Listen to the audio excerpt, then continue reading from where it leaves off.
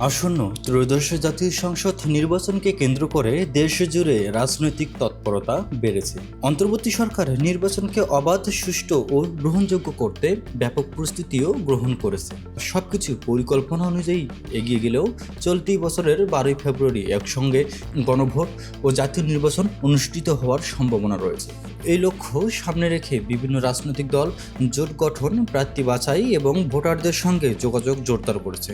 তবে এবারের নির্বাচনে অংশ নিতে পারছে না দীর্ঘ 17 বছর ক্ষমতায় থাকা আওয়ামী লীগ।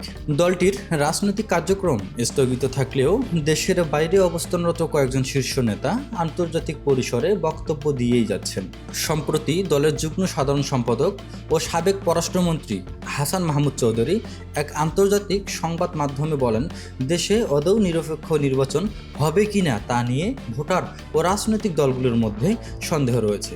তিনি অভিযোগ করেন, প্রধান একটি দলকে বাদ দিয়ে নির্বাচন আয়োজন করা হলে সেটি প্রকৃত প্রতিযোগিতামূলক নির্বাচন হতে পারে না। আওয়ামী লীগ সরকারের সময় নির্বাচন নিয়ে ওঠা অভিযোগ প্রসঙ্গে তিনি দাবি করেন, তখন কোনো রাজনৈতিক দলকে নির্বাচনে অংশ নিতে বাধা দেওয়া হয়নি, বরং কিছু দল নিজেরাই ভোট বর্জনের সিদ্ধান্ত নিয়েছিল।